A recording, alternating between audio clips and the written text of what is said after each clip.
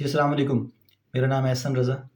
मैं आपको पुर्तगाल से रिलेटेड जो मेरे नॉलेज में इन्फॉर्मेशन आती है, अपडेट करता रहता हूँ। आवाज़ में आपको थोड़ा फ़ील डिफ़रेंस होगा। उसकी रीज़न ये है कि लास्ट 2-3 दिनों से बहुत फ़ीवर और थ्रोट प्रॉब्लम चल रहा था।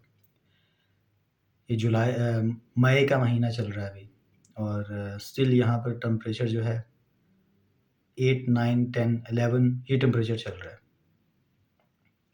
तो आज की जो वीडियो का टॉपिक है, वो मेरे वो क्वेश्चन मेरे माइंड में बहुत पहले से था। खुद भी चाहता था कि ऐसा मुझे आंसर मिले इसका।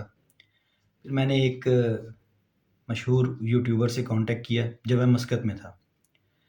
तो उन्होंने मुझे बोला कि आप कुछ यूरो ट्रांसफ़र करें मेरे अकाउंट में, मैं आपको फिर प्रॉपर गाइडेंस दूँगा। बात यूरो ट्रांसफ़र की नहीं थी, लेकिन बात ये थी कि जब आपने पैसे की बात आती है और किसी फ़िज़ूल किस्म की चीज़ के लिए आती है, तो आदमी सोचता है कि व्हाट इज़ दिस? मैंने भी नहीं किए थे। ख़ैर मैंने खुद ही डिसाइड कर लिया था क्या करना है मैंने। मोस्टली ये क्वेश्चन जो है वो ये गल्फ़ में जो लोग सेटल्ड हैं, उन लोगों के माइंड में होता है कि हम अगर वहाँ पे जॉब अपनी कंटिन्यू रखें और फैमिली को भेज दें तो सोर्स ऑफ इनकम भी बना रहे और टीआरसी का प्रोसेस भी मुकम्मल हो जाए। मैं आपको दोनों एस्पेक्ट्स बता देता हूँ, पॉज़िटिव और नेगेटिव, डिसाइड आपने करना है। मैं फैमिली को नहीं लेकर आया और मुझे अभी तक इमोशनली मैं कहता हूँ यार ले आता, लेकिन इनफैक्ट ना लाना ही मुनासिब लगा मुझे और अभी तक मैं यही समझता हूँ कि मैंने ठीक फ़ैसला किया। एनीवेज़ आपको बता देता हूँ, हर बंदे की डिफ़रेंट प्रेफ़रेंसेस होती हैं, तो आपको दोनों बता देता हूँ पॉइंट। अच्छा, पहले मैं आपको नेगेटिव पॉइंट्स की तरफ से बात करता हूँ कि गल्फ़ से जब एक फ़ैमिली आती है यहाँ पर, तो हर चीज़ 360 के एंगल में चेंज हो जाती है। सबसे पहले तो जो अटैक होता है वो वेदर का है। वहाँ पे 40-45 का टेम्परेचर है। यहाँ पर 4 से 12 तक का टेम्परेचर है। अभी आगे नज़र आ रहा है कुछ कि 28-27 तक जाएगा, लेकिन वो भी इस तरह है कि 1-2 दिन रहता है, फिर दोबारा बारिश हो जाती है और ठंड हो जाती है। तो जो फैमिली में बच्चों के साथ फैमिली यहाँ पे भेजना चाहते हैं, बच्चों को सबसे पहले तो वेदर का इश्यू आएगा यहाँ पर कि बच्चे बीमार हो सकते हैं, ठंड लग सकती है, फ्लू, ज़ुकाम वगैरह। तो जब बच्चे इस तरह होते हैं यहाँ पर मेरी पिछली वीडियोज़ में मैंने आपको बता दिया था एसएमएस नंबर कैसे, हेल्थ का नंबर कैसे बनवाना है, ठीक है? वो बन तो जाता है, लेकिन वो सिर्फ़ एंटरटेन करते हैं इमरजेंसी वालों को ऑन द स्पॉट। लेकिन अगर किसी बच्चे को फ्लू है, खाँसी है, अगर किसी मेल को फीमेल को खाँसी, फ्लू है, तो पहले अपॉइंटमेंट लेनी पड़ती है। 2-3 दिन का टाइम लगाते फिर नंबर आता है। तो हमारी नेचर है, बच्चे को फ़ीवर है तो फ़ौरन-फ़ौरन डॉक्टर के पास गए, फ़ौरन-फ़ौरन मेडिसिन ले आए। तो ये पॉइंट आपने माइंड में रखना होगा कि अगर बच्चे यहाँ पे बीमार होते हैं, अगर आप प्राइवेट में कॉन्टैक्ट करेंगे तो ठीक है, लेकिन वो एक्सपेंसिव है वगैरह-वगैरह। लेकिन अगर आप नॉर्मल जो गवर्नमेंट के हैं, वहाँ पे करेंगे तो आपको अपॉइंटमेंट लेनी पड़ेगी, ठीक है? ये चीज़ आ जाएगी। फिर जब शॉपिंग मॉल में जाएँगे, वहाँ पे लुलु है, कार्डफोर है, उसमें काफ़ी डिफ़रेंस आ जाएगा। एक आदमी खड़ा होता है जो आपका ग्रोसरी जो होती है वो बैग में डाल के आपके हैंड ओवर करता है, यहाँ पर आपने खुद ही करना है, ठीक है? इवन छोटी-सी एक पॉइंट है कि जब लुलु में जाते थे हम शॉपिंग करने, वहाँ पे जो कैश काउंटर के ऊपर डिस्प्ले लगा होता है, उसके ऊपर इतना बड़ा सारा लिखा आ जाता है कि आपके 10 ओमानी रियाल या 100 दिरहम बन गए हैं। यहाँ पर वो टाइनी सा आ जाता है और आगे से वो कैश काउंटर वाली आपको पुर्तगीज़ में बोलती है तो नहीं समझ आता। फिर बंदा गौर करके देखता है तो फिर समझ आता है कि हाँ, इतनी अमाउंट बनी है। एक छोटी-सी बात है, लेकिन ये भी एक पॉइंट है कि जब आप शॉपिंग करने जाएगी, आपकी फैमिली होगी, तो उनको बच्चों के साथ काफ़ी परेशानी हो सकती है, ठीक है? सब कुछ उन्होंने खुद ही करना होगा। फिर लैंग्वेज का बैरियर बहुत ज़्यादा है यहाँ पर। लैंग्वेज का इश्यू है कि आप किसी से हेल्प भी नहीं माँग सकते कि आपको जब अपना प्रॉब्लम ही बताना नहीं आएगा तो अगला बंदा सॉल्व कैसे करेगा? ये भी प्रॉब्लम आ जाता है। फिर स्कूल्स हैं यहाँ पर, स्कूल का एडमिशन एक लेंथी प्रोसीजर है और उसके बाद फिर कुछ स्कूल्स ऐसे हैं कि जो पिक एंड ड्रॉप नहीं देते। उस वक़्त आपने पिक एंड ड्रॉप भी खुद करना होगा, ठीक है? तो आपकी वाइफ़ अगर आती हैं यहाँ पर, उनके लिए ये सारी चीज़ें मैनेज करना मुश्किल काम है। फिर आगे रिहाइश का प्रॉब्लम है, जो अकोमोडेशन है, वो ईज़ी नहीं है यहाँ पर पहले से अरेंज करना। लेकिन मैंने पिछली वीडियो में कुछ एप्लीकेशंस बताई हैं कि आप वहीं से अरेंज करके आ सकते हैं। इवन अरेंज भी करके आ सकते हैं कि शेयरिंग में है तो आपको नहीं पता कि साथ वाले कैसे लोग हैं, ठीक है? तो अगर अलोन रहते हैं तो उसमें भी काफ़ी छोटी-छोटी परेशानियाँ आ सकती हैं, तो वो भी उन्होंने खुद ही मैनेज करना होगा।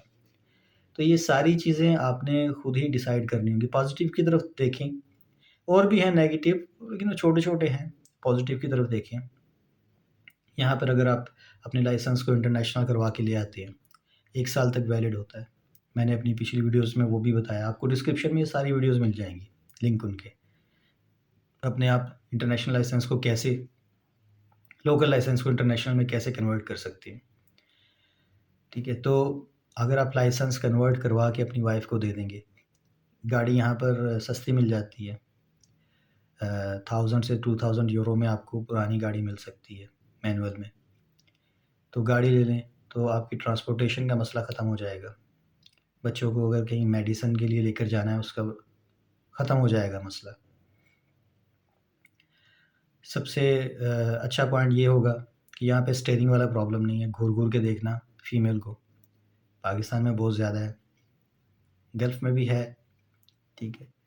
यहाँ पर वो मैटर नहीं है, आप जा रहे हैं, आपका अपना वे है, आप चलते जा रहे हैं, घूर-घूर के देखना ऐसा नहीं है कल्चर यहाँ पर। तो ये भी पॉज़िटिव पॉइंट हो सकता है, ठीक है? फिर आपका पॉज़िटिव पॉइंट यही है कि आपका सोर्स ऑफ इनकम बना रहेगा वहाँ पर और फैमिली यहाँ पर आके अपना टाइम पीरियड जो स्पैम होगा वो कवर कर लेगी, उस उनको टीआरसी मिलेगा तो आप भी कर सकते हैं। दोनों चीज़ें हैं, डिसाइड आपने करना है, ठीक है? मेरे लिए मुश्किल था डिसाइड करना, उसकी रीज़न भी ये थी, जो मैंने आपको पहले बताई हैं चीज़ें।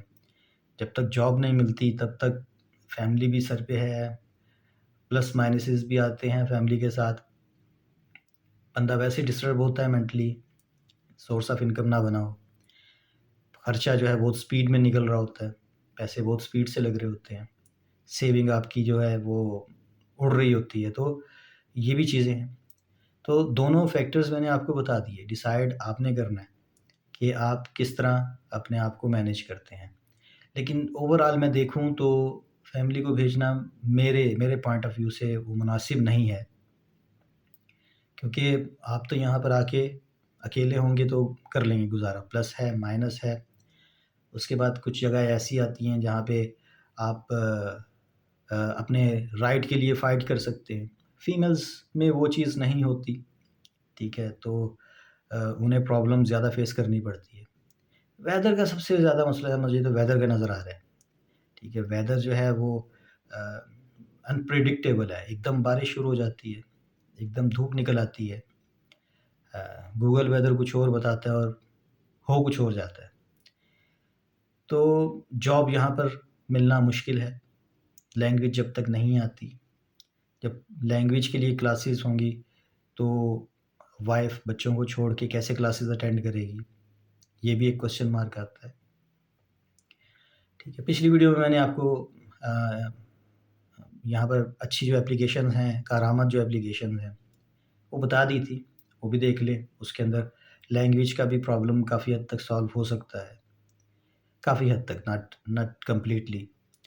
तो ये भी चीज़ें हैं। तो आपने दोनों चीज़ें देखनी होंगी और उसके बाद डिसाइड करना होगा। मैंने अपना पॉइंट ऑफ व्यू बता दिया है, मेरा पॉइंट ऑफ व्यू क्या है, आपका डिफरेंट हो सकता है। अ, कुछ फीमेल्स होती हैं जो काफ़ी स्ट्रॉन्ग होती हैं, स्ट्रॉन्ग मैनर इस मैनर में कि वो नेगेटिव थिंग्स में सर्वाइव कर सकती हैं, कुछ नहीं कर सकती। इमोशनली बंदा सोचता है कि नहीं मैं कर लूँगा, ये ऐसा है, वैसा है, कोई मसला नहीं है। लेकिन जब प्रैक्टिकल यहाँ पर आते हैं तो काफ़ी चीज़ें फ़ेस करनी पड़ती हैं, बहुत चीज़ें। तो डॉक्यूमेंटेशन में बहुत प्रॉब्लम आ सकती है फ़ीमेल के लिए।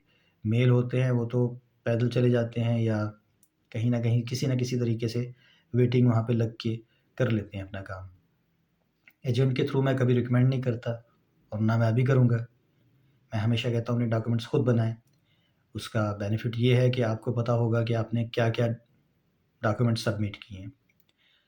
तो डिसाइड आपने करना है। दोनों चीज़ें मैंने बता दी हैं, ठीक है। अपना ख़्याल रखिए। अल्लाह हाफ़िज़।